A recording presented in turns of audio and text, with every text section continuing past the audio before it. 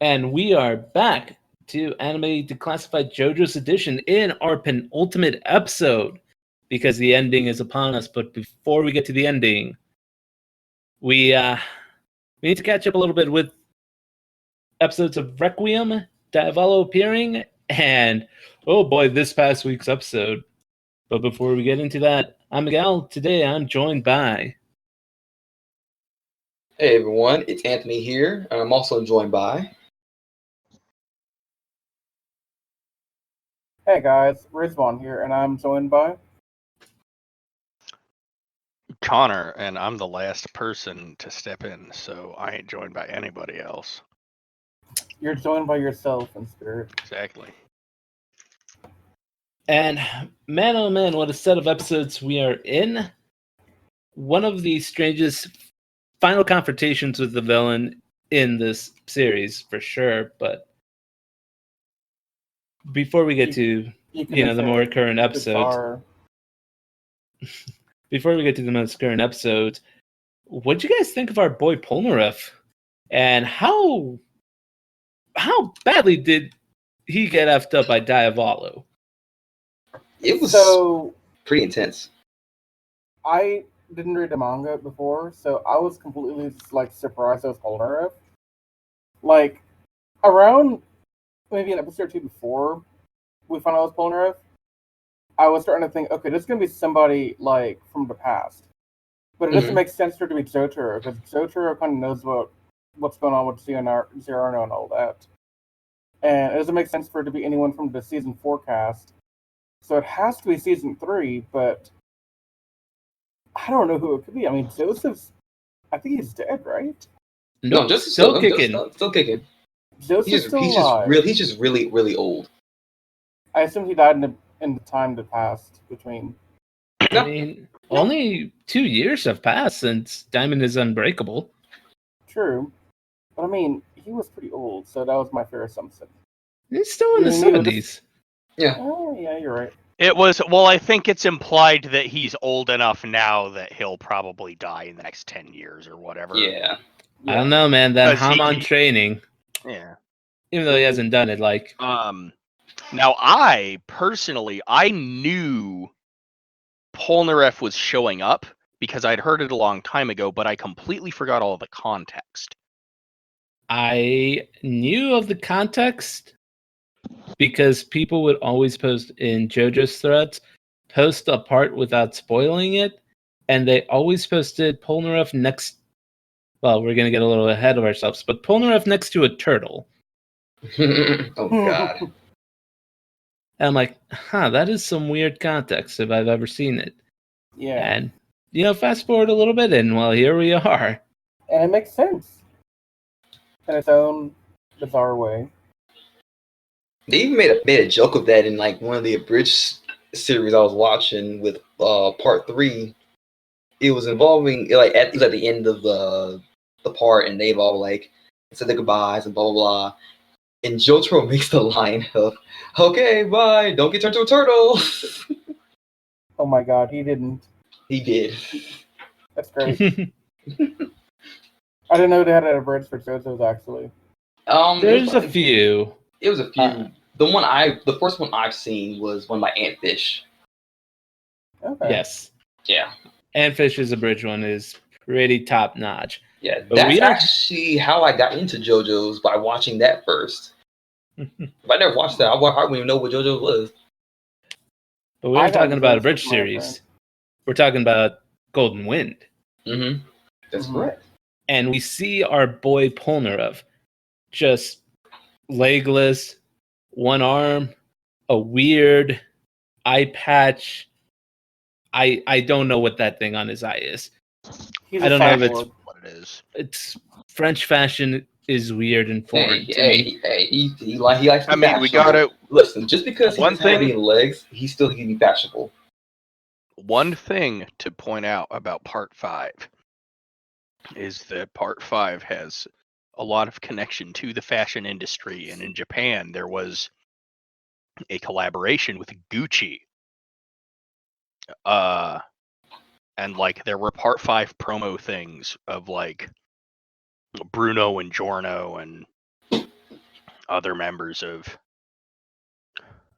La Passion. Pasión and Passion. stuff, like in the Gucci store in Tokyo, and so fashion and high fashion and very strange, like artistic whatever things Mhm. play a major role in part 5. Yep.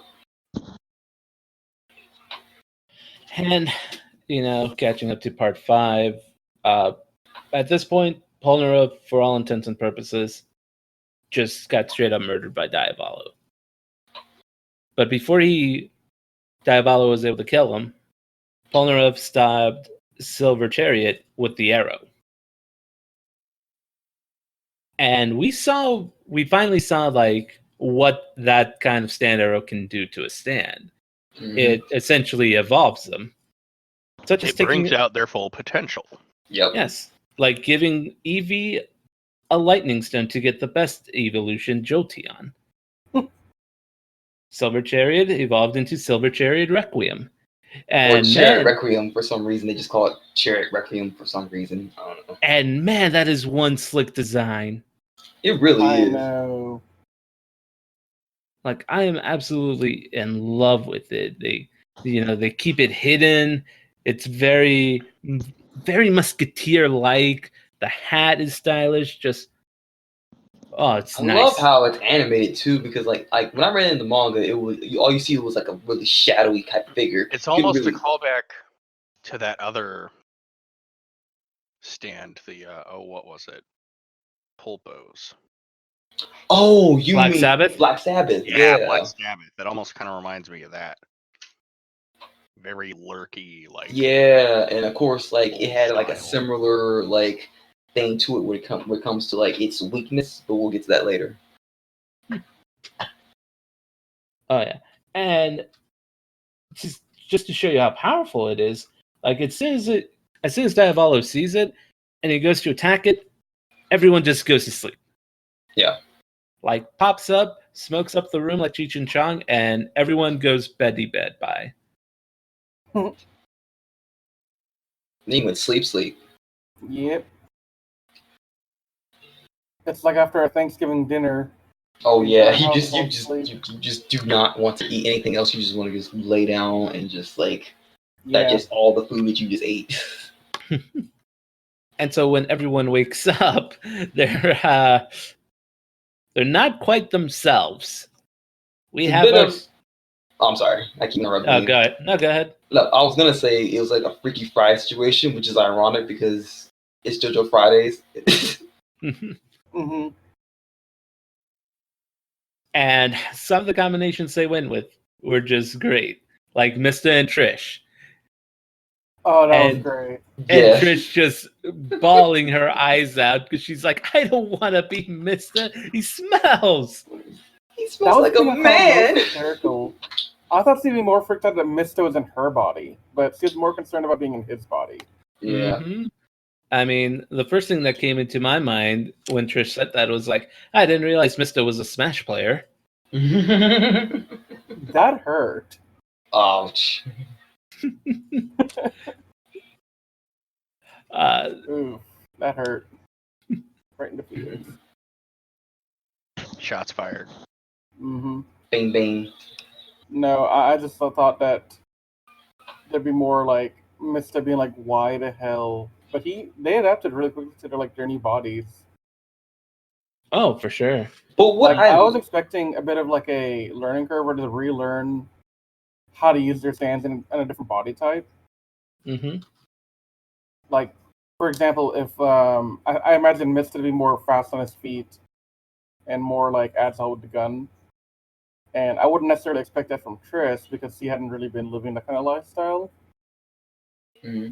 So that might have been like a bit of a sluggish thing on his part, but he picked it up real quick. Mm-hmm. I love how flawlessly he was still able to pick up the gun in her body. He was just like, Juno, do blah blah blah. Whatever's going on, get behind me or something. Yeah. And he's all Right. like, huh? He's like, huh? Juno, like, Jordan, who are you looking at? I'm Narantia. yeah. Yeah.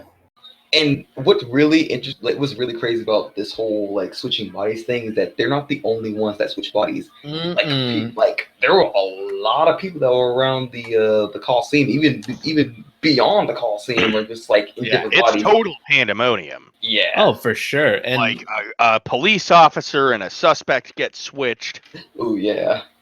Oh, that was great. and Go then back- like an owner and his dog, and a woman and her baby. the baby and the mom was the and- best. Right. No, I'm gonna go with the owner and the dog. Because like You're right. the dog dog- is just going bark bark bark, but like the human is also like trying to say things, but it's still in the dog's body. It's like, Yeah. oh, you can't understand what he's saying. Also, the bird thing was kind of interesting too. Oh yeah. Mm-hmm. Having the birds, I couldn't tell what the birds were originally, but I assumed they're all human at one point. And another body, because everyone's switching souls, and unfortunately there's someone who's going to be in Bucciarati's body, and they're just going to die right away. Yeah. Mm-hmm. And we don't know who that is at this point, but they're kind of just staying away because Polnareff appears in the turtle at this point once the gang establishes who's in whose body. Yeah. Just to recap, we had Polner from the turtle. Mm-hmm. We had Triss and Mista's body. Mista and Triss's body. Narencia was in Giarno, and Giarno was in Narencia. Mm-hmm. Okay. And that's who we know at the moment. Yeah. Because Bruno's body is dead, so they can't really tell for certain, but they're keeping an eye out on it because they know the boss was also here, and Polnareff even tells them that, and he told them there may be two because there was the Doppio he saw and then the boss. Mm-hmm. But before they can move on, and this is kind of where the episode ends up at, they're trying to retrieve the arrow from Chariot, who's just picked it up and is walking away. And then we see the boss running in, but it's not the boss because it's Sticky Fingers, Sticky Fingers. I was about to call it Zipper Man. No. I don't know why you call it Superman. I came close, but Sticky Fingers comes out and just straight up punches Chariot Requiem's arm off.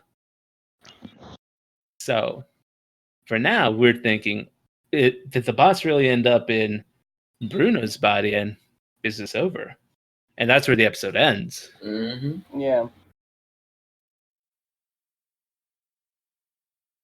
But it was... Meanwhile, on the next episode of JoJo's Bizarre Adventure.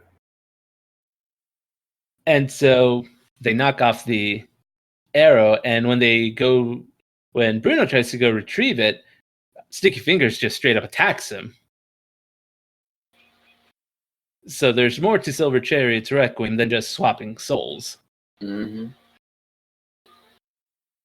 Yeah, I thought that was interesting because I know Stan's can be multifaceted, and obviously, if you're able to have expanded abilities with a regular stand, you can probably add totally unrelated new things that wouldn't even, because stands all sort of have like a nature, like their power is sort of their nature, and they have like all of their additional stuff kind of focuses on the nature of that initial power, right? Yeah. Well, for Golden Window. yeah, but like it makes sense that if you give it something an arrow, a nice little poke with that thing, that it would give you totally unrelated powers. Mm-hmm. So like soul swapping, but then also screwing with, like, because it turns the stand against it. But is that the stand, or is it the arrow or something not allowing it to touch it? Right. And they don't tell us that quite in this episode, but every time somebody's stand tried to go to the arrow, their stand would just turn against them. Mista tried shooting a bullet to get to it, and they Sex Pistols just redirected it back to Mista, and if it wasn't for Spice Girl softening the blow, we'd already have a dead castmate. Mm-hmm. Yeah. And so at this point, they're feeling good because they're like, okay, Boss switched with Bruno. Bruno's body is pretty dead. So they essentially, they think at this point, they've established who's in what.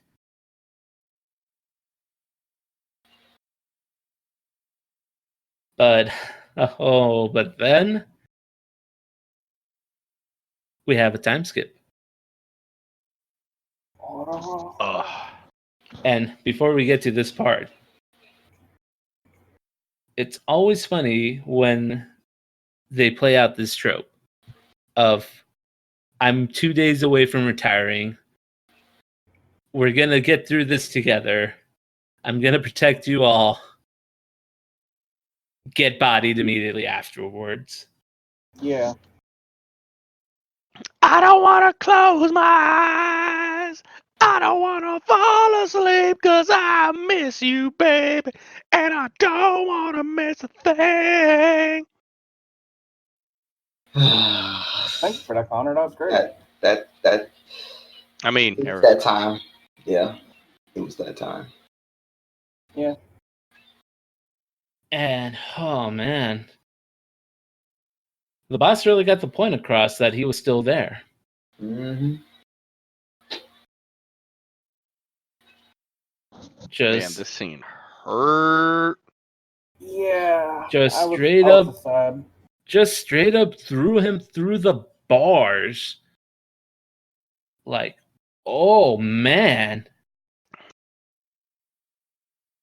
Like, we've had a donut death, and now we have an impalement death. Mm-hmm.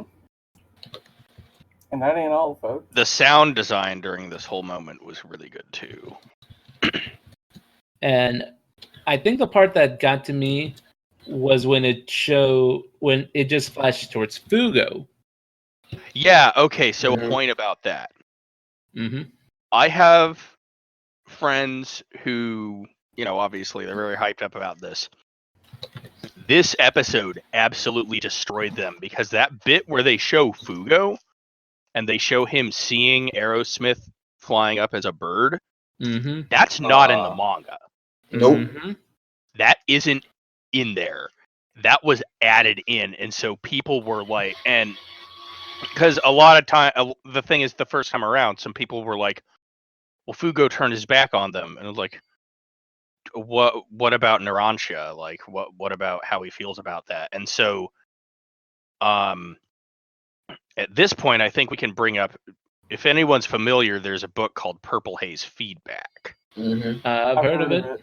And from what I understand, it's kind of about Fugo dealing with Narancia's death after the events of Part 5. And he doesn't have, he doesn't have a good time with it. And it's really interesting that they added in this bit. And it's just so, And what he says, if I got to see him, I wouldn't mind Fugo calling me dumb one more time. Ouch, dude. Yeah. That was... It hurt, and the fact that when they look at the bird, it's soaring off in the same shore where Abakio was killed. Yep. Like, that just added even more, like, feels, man. Like, as a manga reader, I knew that was gonna happen, but it's like when you actually see it and like you still aren't like, wow, like this is actually, you're still not prepared for it. You really aren't. And yeah, no, like, David Production, they really know how to work with the deaths and really draw out every bit of emotion from you. Because I don't think there's been a single death, like even Abakio, who is just straight up a dick throughout this whole show. Like, it still managed to tug at you. Like, and their work and how they do it, like, cannot be understated right now. So, like, I hope that this series never gets taken away from them, because they are, when it comes to moments like this, they are top notch at it. So it's at this point that they realize the boss isn't in Bucciarati's body, because Giorno knows what the distance of King Crimson is. So they're huddling close together, and that's where Polnareff puts two and two together. Like, yes, he did see two different people, but they were both inhibiting the same body. So it's not so much the boss that's in Bruno's body, but Doppio. So they split boss and Doppio into two separate bodies then to like really just make it even more topsy-turvy. But you gotta imagine, there is one body out there that had to have had a soul that's just lost now, because Doppio and the boss were one. So splitting the two means that somebody somewhere got screwed up somewhere. Oh, yeah. And well, that's no. Well, we'll Yeah. find out here shortly. But we'll find out actually in the next episode. But yeah, no, it's... So, like, at this point, we assume what's in what, so they're kind of sticking still close together, trying to figure out where it could be. And when they go outside, they see the mass chaos, all the soul swapping that's happened, the people and animals, the animals and people. It's pretty funny. It was a nice cleanser after the Narantia bit. And they immediately, or they catch up to Chariot Requiem. And Bruno manages to trip it, to drop the arrow, and so they're trying to figure out how to grab it. And they do see that Requiem does use stand against the users. It also prevents non-living objects from touching the arrow. So a simple solution to this is, what if something that doesn't have a stand grabs the arrow?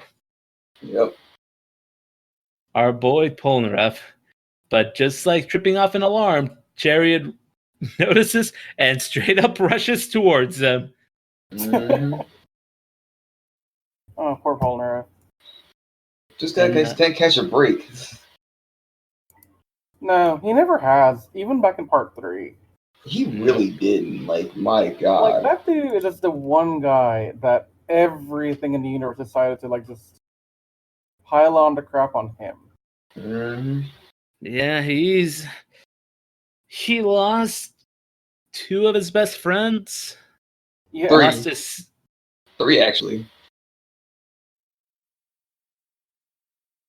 He wasn't as close to Kakouin as he was to Iggy and Abdul. Well, they have had a bond before, because I remember they did have the handshake. They did have the handshake. Yeah, that's why I brought the handshake. Yeah. That handshake was a bond of brotherhood.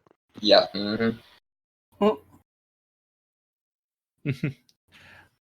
So he's lost 3 close friends, his sister, and then before this, most of his limbs, now his body, and his own stand that, like, he loved that thing. The way he finessed Silver Chariot, like, he was one with it. And now that thing's trying to kill him.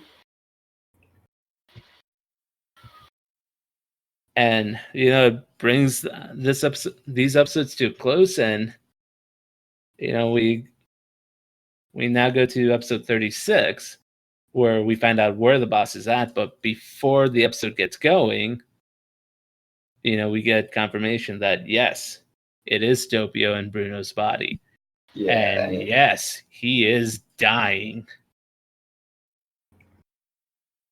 But Doppio knows which body the boss went into. So he's dying happy, or not happy, but like, you're going to win, boss. You got this. But it gets us another kind of emotional scene from a villain, where he's like, I want you to call me boss, just to comfort me.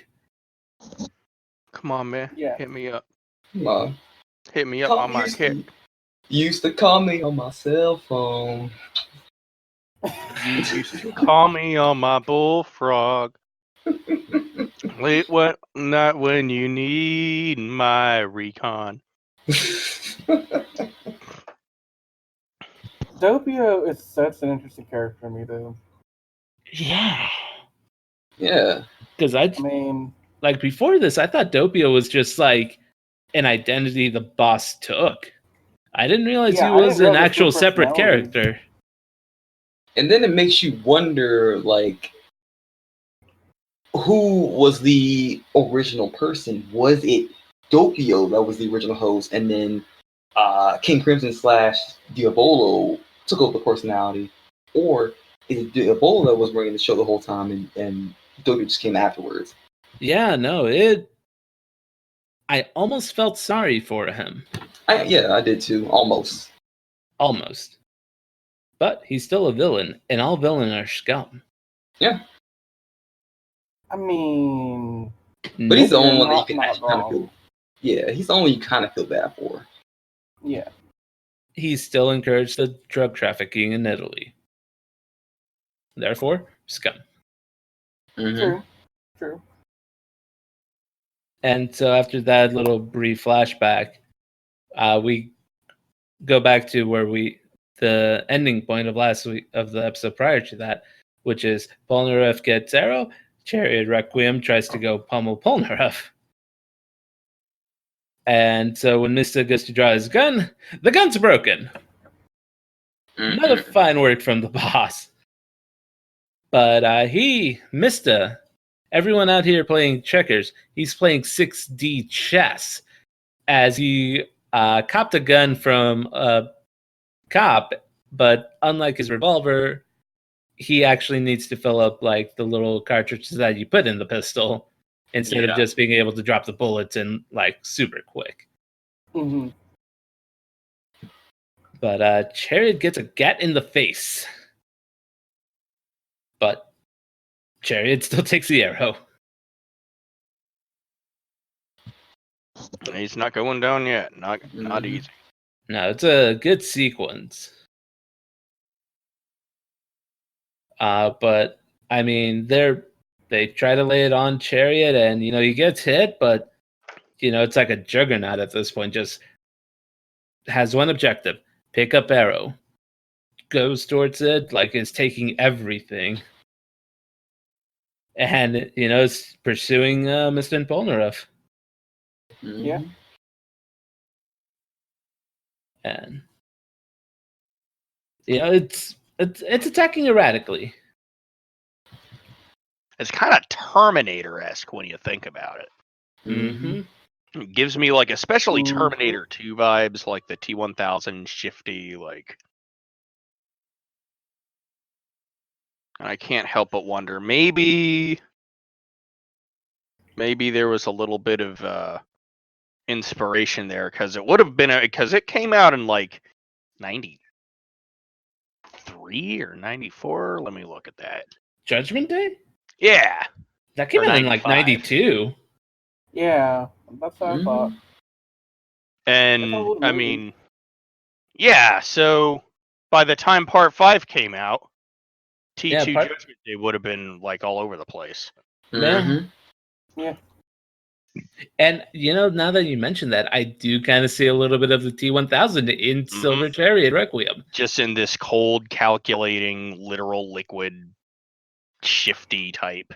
Like whenever it loses its limb, it just like picks it up and puts it back in. Yep. Yeah, now that you mention it, I'm like, yeah, no, I could see that a lot more.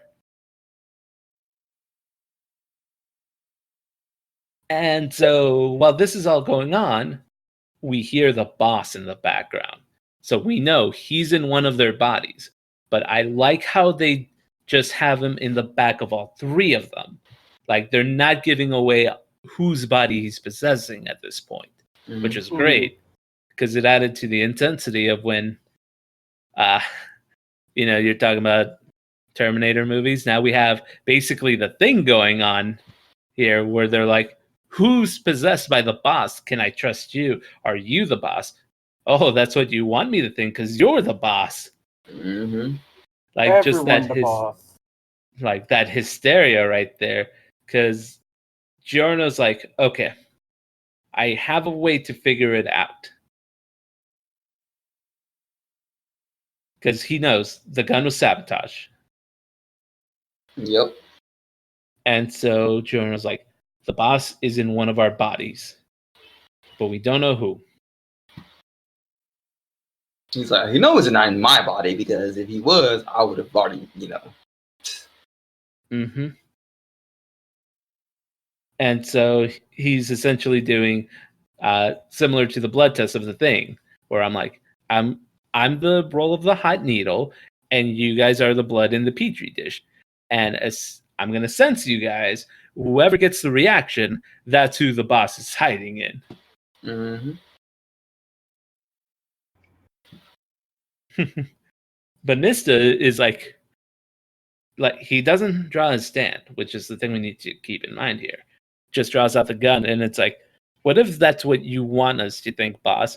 Just so you can get close to us and just kill us on the dot or on the spot. Right.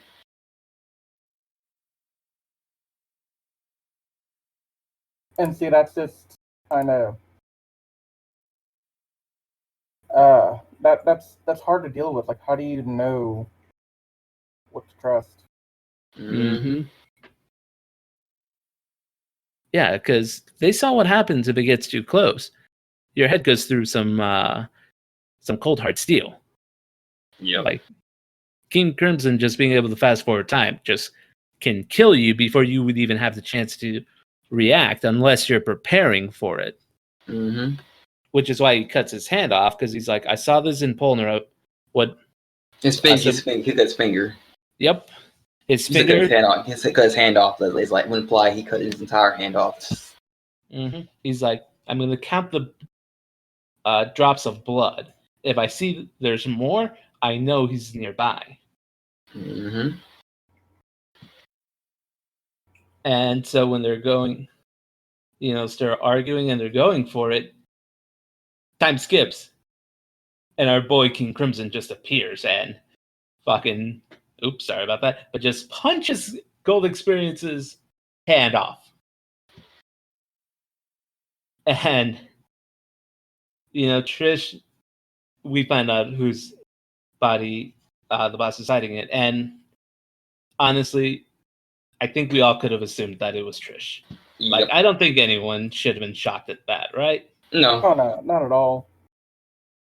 Especially with the whole previously mentioned at the beginning of this whole thing, our souls have the same signature or whatever. Mm-hmm. Mm-hmm. Or same. Like she would have, why couldn't she sense them before? It's like, wait, I could sense them before, and for some reason I can't now. Mm-hmm. Yeah. Now we know why. And the thing to keep in mind is, before he couldn't actually control her outright. Like, he had to wait for a moment, and even says, once you summoned your stand, this was my opportunity to pop up. So we know. So, there was some limitations to what the boss could do. But it was still kind of just like, oh, shoot, what do we do now moment. Yeah. And so with her stand out, the boss can actually move the body. Because what happens to a stand also happens to the stand user. Mm-hmm. Good old rules established since part 3. Woo.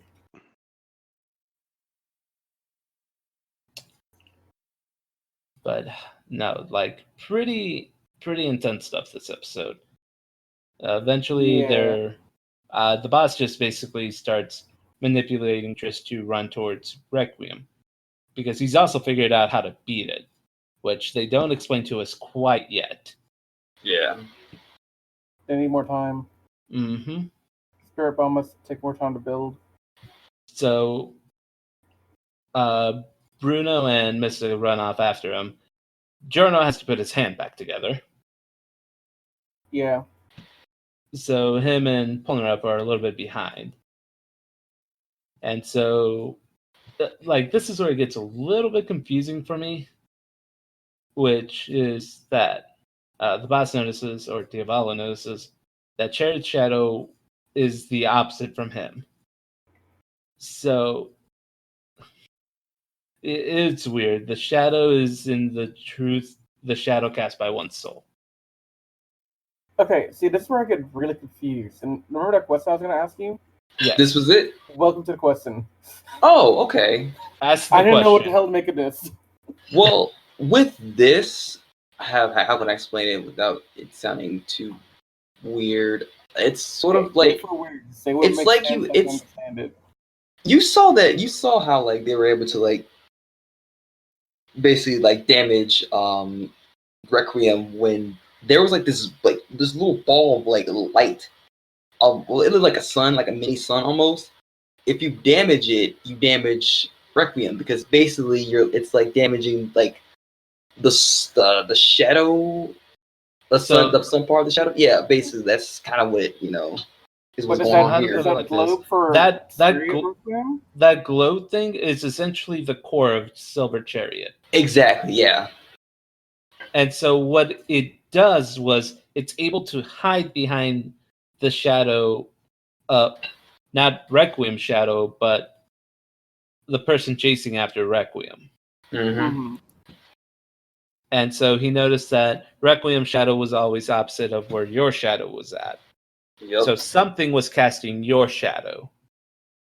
And that something was that core. And again, it didn't make too much sense for me, but Silver Chariot Requiem is like a bit of a head case. Yeah. I mean, most Requiem stands are, as we find out next episode. Yeah. See, like, I understand the Sado thing, but I didn't think his stand relied on Sado. Well, we found out it did. And that's the confusing because Polnareff's original Chariot was a swordsman, right? Mm-hmm. Mm-hmm. It was just a swordsman that could strike really fast. So And what, shrink. Requiem just gave him the power to have body swapping and Sado manipulation, or what? Well, it wasn't manipulating shadow. Its core was just hiding behind shadows. Yeah. So the stand just hides behind Sados, and that's where the Sado from different angles comes from. Is that him hiding there? Mm-hmm. Mm-hmm. Okay, that I'll buy that. So And essentially, because Diavolo's soul was like weird. Yeah. Is corrupted the right word? yeah. Yeah. Like his soul is corrupted, like split. It casts in the opposite direction, Mm-hmm. and so So Diavolo defeats Requiem, and he has the arrow, and we get a creepy, smiling King Crimson. Yeah.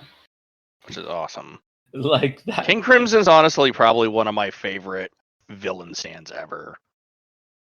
Just I that, Yeah, I have just that, thoughts that I want to discuss that after we do the smug episode. smile just made me laugh. But just popped in there like. E. But before he got too cocky, Giorno, playing 5-dimensional chess here, turned the blood that's on King Crimson's hand into ants. Mm-hmm. Mm-hmm. And they take the arrow from him. Like that was a nifty trick. It reminded me a little bit of Josuke's trick with the blood and the glass shards when he was fighting Kira.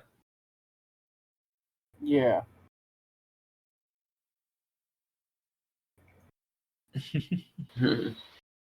But it's a race for the arrow essentially now. And a race to discussing the one thing that I know we're all dreading. Oh, we're not quite there yet, but we get Mista just shooting at King Crimson to force Diavolo to defend himself instead of going for the arrow. Mm-hmm. And so, we get some Sex Pistols manipulation, but then Diavolo is just like, I'm just going to use another dude.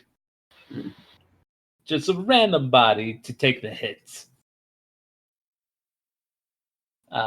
Bruno's still far away, and oh man, we get Trish actually doing something. Yep. Again. She's Spice Girl to make the bullets basically not bounce off, but just like squish. And then she reverted them back to full bullets, allowing Sex Pistols to shoot them back. Mm-hmm. Yep. Great stand tag teams. We've gotten so much of that in this part. It's amazing. It really is. I love stand teamwork. And so they think, oh, we've got this. And then the boss just punches his own daughter to go flying past everyone. And that's how the episode ends. Yep. And who's surprised? No one. And then you have you have like freaking Bruno just going trash, just trash. Oh man, it was intense, and we see her soul kind of go limp at the end too, and that's just like cliffhanger ending. I'm glad we've changed ending songs in the second half of this, because man, oh man, Freaking You would have been way inappropriate for this. It really would have, because all I hear is every time I close my eye, make her feeling so horny. Oh my god. I just stabbed my daughter right in her stomach. I would give anything just to get that steroid from me. Let me stop. But yeah, that's essentially what happened. And so we get to the current episode. And this was a lot to take in. Yeah, that's what yeah. Let's talk. Just, oh man. Well, let's get the talking starting. Boss punches daughter. Trisha's soul almost dead, but in doing this, King Crimson just propels past everyone to get the arrow before anyone could react. And so we get King Crimson grabbing the arrow, stabbing himself, and going. Or before he does that, it's like, this is my victory. I've overcome this. But arrow is phasing through him. And I think this was essentially the boss using the time skip or using his powers to kind of see ahead. He's like, this is how my victory is going to come in. But when he lands, he sees the souls are returning to everyone else. And, oh man.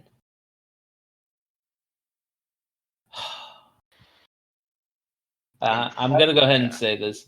Bruno may be my... I thought it was going to be hard for anyone to surpass Okuyasu as my favorite brojo. Mm-hmm. But man, I think Bruno might have done it. Yeah. Yeah. Well, and here's the thing. It's different from Okuyasu because Okuyasu is like just a really good, solid friend. Bruno's a really good, solid friend, but he's also a very capable and loyal leader who looks out for those that work for him because he's like, they're my responsibility. I have to take care of them. Yeah. He really is something else. Yes. Well, I mean, And so this whole deal. Ugh. like for me, it was Okuyasu. I agree, was like the best bro until part 5. But the reason Okuyasu is now second is that he was Sosuke's best friend. But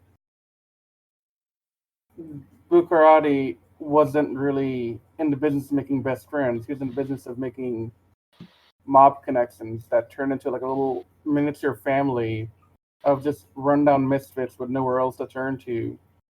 And he gave them a place to belong, and he guided them, he nurtured them, he gave them everything they needed to like go on and become something more than they were, become some part of something bigger. And to see it go the way it is going right now, that was a bit of a tough pill to swallow. And that's been a pill I've been swallowing for about, what, 10 episodes now, I guess? Mm-hmm. I lost count, but yeah, something like that. Yeah, since essentially the end of the first half of the season. Yeah, Like when I since the stopped second watching half the first started. time. Yeah, since the second half started, like you kind of had to assume that Bruno was on a countdown, but the way he kind of did it, because there was no other way at this point. Like he had to completely kill Chariot Requiem Yeah. because Diavola was about to get the arrow, and knowing that when the souls return to their original host, if the body's already dead, you know, there was nowhere for him to return to, and Which kind of begs the question of what was keeping his body going? gold experience. Yep. Interesting. Yeah, gold Okay. experience essentially gave him a bit of a boosted life, but it was on such a timer, Yeah. is from what I could gather from it. Yeah. The battle with the last two stand users really did not help his and No. yeah, it didn't. It help him. accelerated it. Accelerated it. And before Bruno destroys it, Diavolo kind of doing something similar to Dio, where he's like pleading with him, like, don't do it, think about what you're about to do, join me, like, do this instead. And Bruno's like, nope, just destroys it. Oh man, it was tough. And then that last discussion he had with Giorno, like, just hit it even more. Mm-hmm.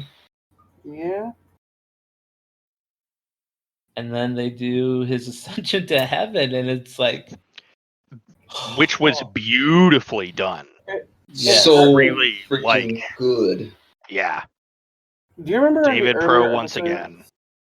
What's up, I think Chris? it might have been, it might have been episode 1, where we had Giorno in the foreground, but in the background we had all the past stars in the clouds kind of looking Oh, down. that was the third episode. Yeah. Whenever that happened, like in this episode, I was like, damn. If only this is like the same kind of level as like the stars looking down at them for me.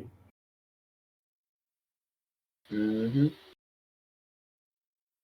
Because if you really look back, we've lost a lot of people on this ride.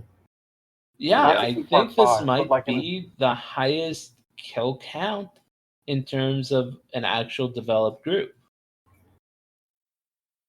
we've had.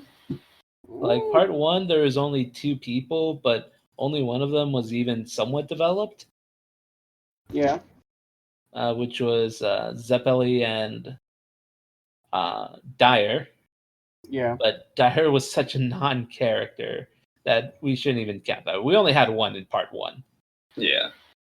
Part 2, we had Caesar, just one. Part 3, we had 3. Yeah, so Abdul, Iggy, Kakouin. Part 4, we only had Shigechi. Part 5, Abakio, Norantia, Bruno. Yeah, so far, and we're not even done yet. No, we still have 2 episodes. Oh, Mister, Okay, get since- away from them. Since we finally can talk about this finally, in Fighting Gold, you saw at the end of the episode, you would see like two like the characters, like three of the characters on one side and three characters on the other side. Okay, That so indicated that showed you like Fugo, who's gonna die? Mista, who's gonna die, and who's gonna live. Yeah, see, that's why I can't watch JoJo's openings as closely anymore, because that thing will stick out to me. Yeah. I'm pretty sure you notice it now, Riz, that like go back and watch Fighting Gold You'll see Fugo, Giorno, and Mista in one side, Narasha, Fugo, and Abakio on one side. No. Yeah. Yeah, it's one of those things where when we were recording the podcast, I had to tell people like, don't mention that because I know we're coming into spoilers territory. Yeah. Because there's things that I had already seen that were ruined. Because one of the guys I'm friends with and I work with at Walmart, I told him about it, and even he was shocked about it. He had no idea that was even like gonna be like a hint or reference, you know. I guess I'm watching a thing after this podcast now. You can go ahead and watch it right now. Like, get the reaction to it. I mean, okay. Like, go watch it. Y'all keep talking. I'm gonna go. Yeah, go ahead. Yeah, go ahead. Just real quick. Yeah, go ahead. Yeah, no, it like JoJo's openings are all full of spoilers. Yeah, they really like, are. Every opening is full of spoilers. Mm-hmm. Like, you may And not it wasn't notice like it that until like part 3, I think. Rewatch the opening of part 1. Go back and watch. It tells you everything that's gonna happen in part 1. In part 2. I'm gonna go watch that later on now. Yeah, like you rewatch the opening of part 1, it literally tells you everything that's gonna happen. All right, time to watch. It's like after I finished part 1, rewatch the opening. I'm like, yeah, this opening is just a giant effing spoiler. Watch part 2, more spoilers. Watch part 3, spoilers. Part 4 opening, spoilers. Part 5, spoilers. Like, people, don't pay too close attention to JoJo openings. You will get spoiled by them. Yeah. But they do make them on the assumption that this manga is over 30 years old. If you had any interest, it's meant for the longtime fans. Yeah, like all the little nods. Because, like I said, I've only seen part 3 when I first got into JoJo's. Then I went back and watched the 26 episode season of part 1 and part 2. Then I caught up afterwards. But I still had no idea what's going on in some of part 7, and I had zero idea what's going on in part 8. Don't worry, no one knows what's going on in JoJo Lion. But I have read part 6 though, so. And God dang it! Yeah, you see it now. Okay, so I'm watching the opening. Like, I like the song. I love the song. I see no problem yet. At 1 minute 17 seconds, I see what you're talking about. Yeah. Well, not just that, but some of the other things in that opening. Oh yeah. Like Triss? For example, whenever they're showing Narantia, do you notice that the chain is oddly on his face, specifically his eye that he gets stabbed through? Mm-hmm. What? Rewatching again? I don't believe you. Or when Abakio is in the hourglass, he's holding a sculpture of a face. Oh, I wonder whose face that was. Yep. I noticed that one. Like, there's a lot that they show in those. Like, the great sense of foreshadowing in the openings are just phenomenal. Yeah, Fugo's man in the mirror, like, that's pretty obvious, you know. Mm-hmm. And, like, you notice that, like, some of the characters, their faces are kind of, like, shadowed out. That kind of in case they're supposed to die. I think. Did Jonah have one when he was in the opening? I'd have to rewatch it.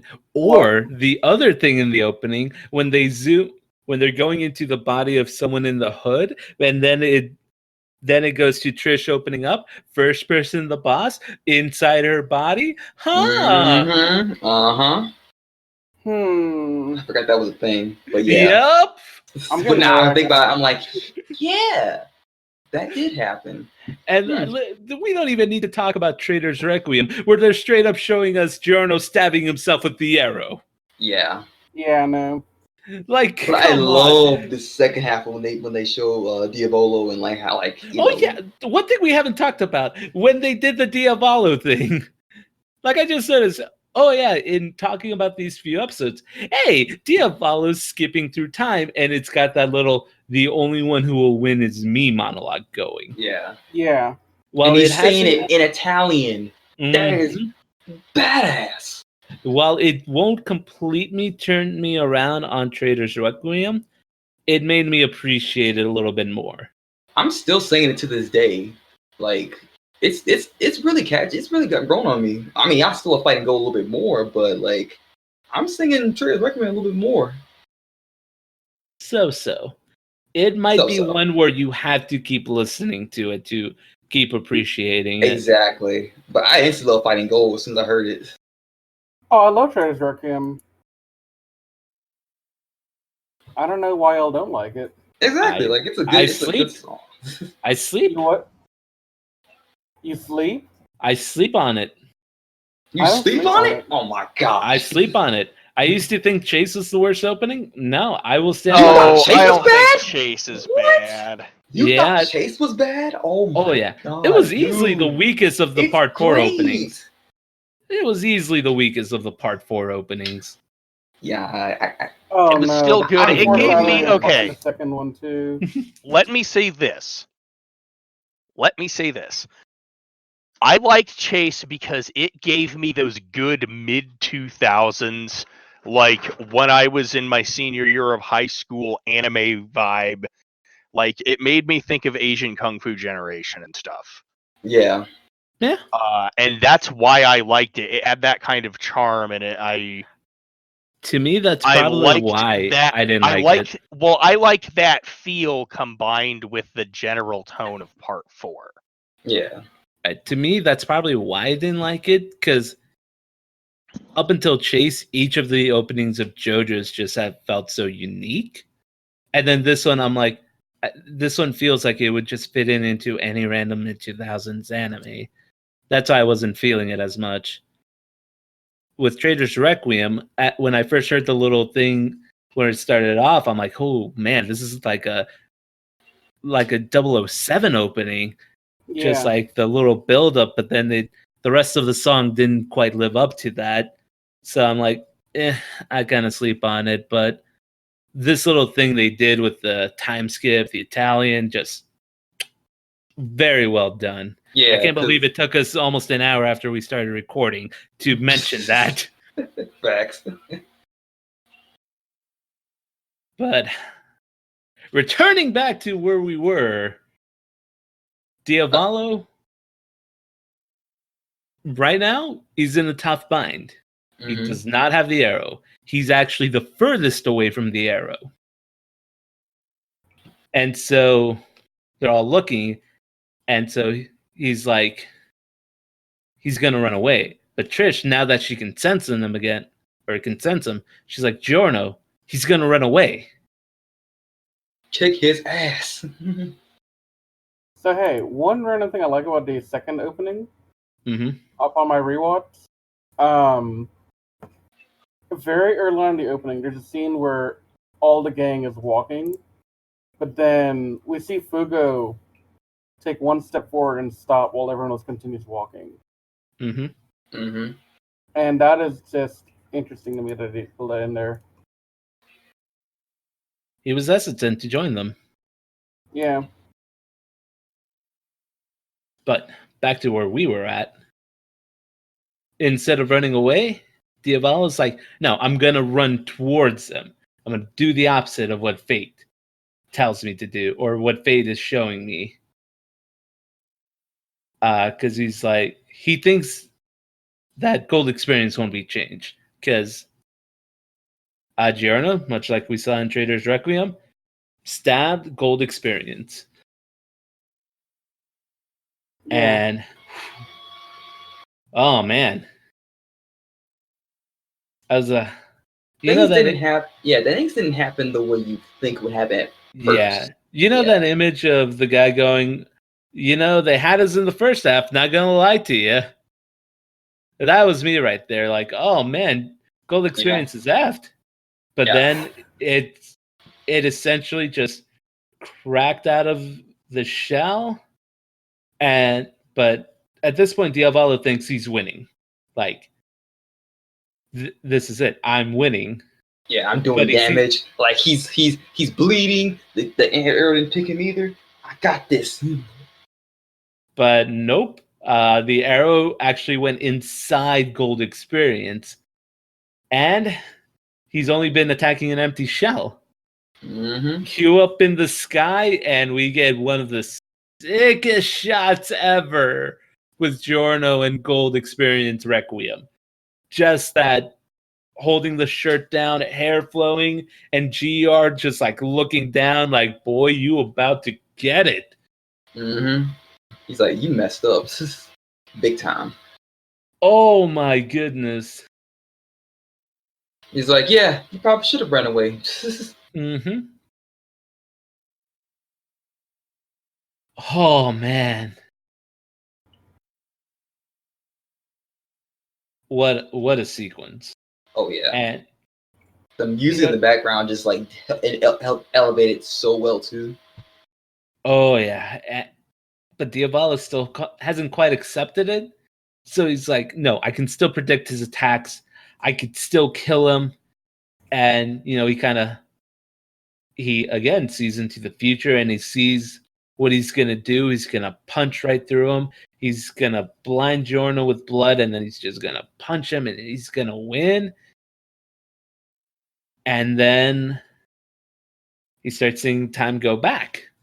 And it's like, wait, I'm seeing this stuff in reverse. What is going on? And now we got gold experience Requiem.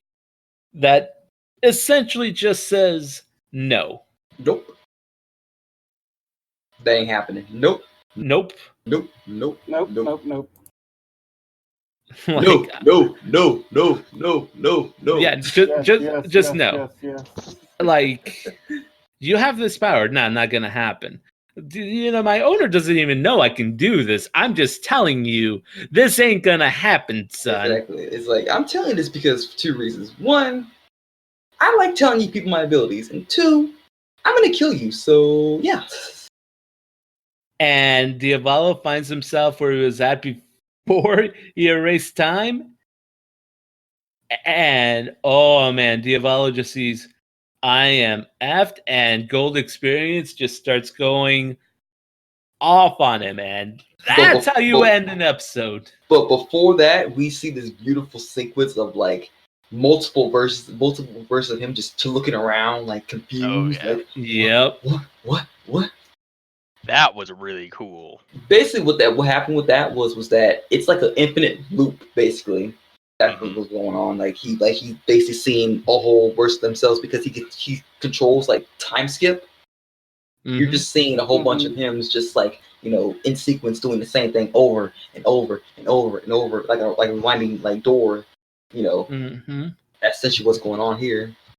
And once that gets over with, let the Mudas commence and end episode. And Muda. What a cliffhanger to end on. Oh yeah. I know. Only you guys know what's gonna happen next. Oh, we won't find out till we're recording this on the 7th of July. 3 weeks. We have a long week. Yeah. Though. So the reason for this is I believe because of the summer season is bringing in a new show, and that show is taking its slot, right? Yeah. So and probably also to give the poor guys a break. Well, not just that, but what essentially had happened was whenever they were contracted out to do the air dates, remember, we had 3 episodes of recaps in here, Yeah. which essentially made them go over their time that they had. They're still going to do the final 2 episodes just back to back on a Sunday instead of a Friday, because I don't know what show is taking over its slot, but there was one show that was slated to begin next week for it. That's why it's not finishing out. Yeah. I know there was a lot of confusion when this was going on because people thought, oh, they're airing. People at first thought this was going to be like an extra hour that they were going to add on, but it's just the last 2 episodes. Yeah. So 3 weeks, we get the conclusion for part 5, and like, man, I won't spoil anything, but I will say this: the only reason why they're doing an hour special is because there's more content. Like near the end, it's not just they just finish off Diabolo and like that's it. They just go on the lives and blah blah blah. There's more story in the ending than it has in like any other part we've seen thus far. So that's why we're getting like 39 episodes instead of just getting the usual 38. Crazy. And that was episodes 34 through 37. What'd you guys think of them overall? I liked them. I need more like time to process everything that happened because I'm just not understanding some of the things that happened. Like, Yeah. It was really intense. I loved it. Heart-wrenching, amazing. Yeah. Beautifully animated, some of the best parts of the series. Again, part 5, probably my favorite arc now. Mine too.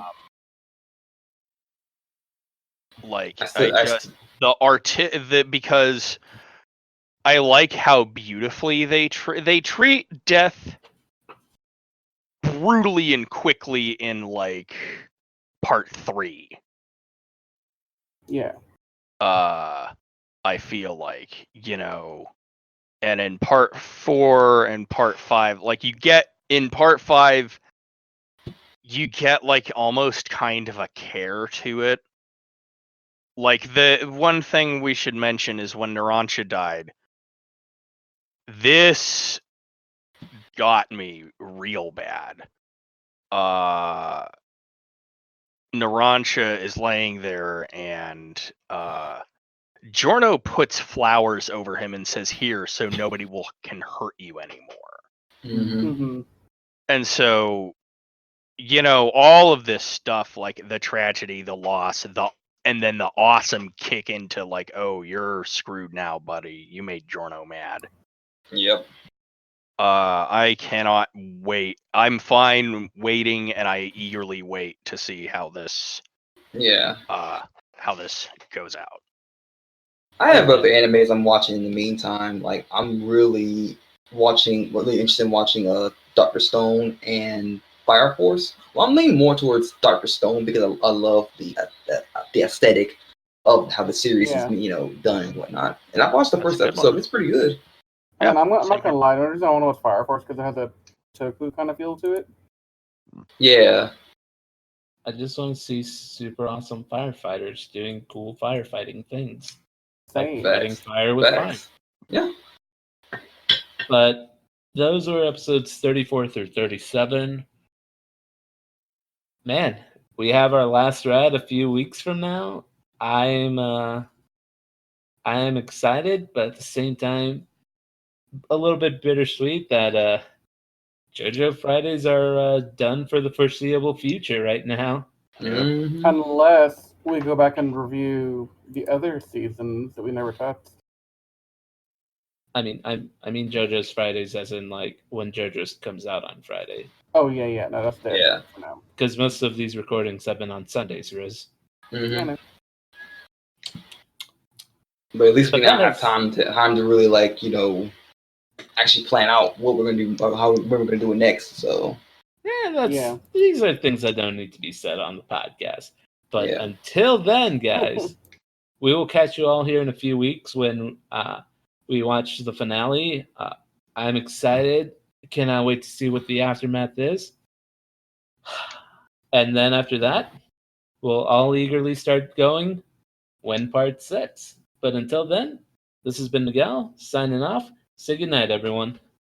All right, everybody. arrivederci. Arrivederci. See you around.